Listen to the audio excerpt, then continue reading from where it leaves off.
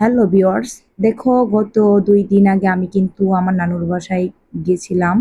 তার নানুর বাসায় গিয়েছি কিন্তু এই চিতই পিঠা খাওয়ার জন্য আমার খালাতো বোনের হাতে। তা দেখো আমার বোন মাশাআল্লাহ কত সুন্দর করে পিঠা বানাতে পারে।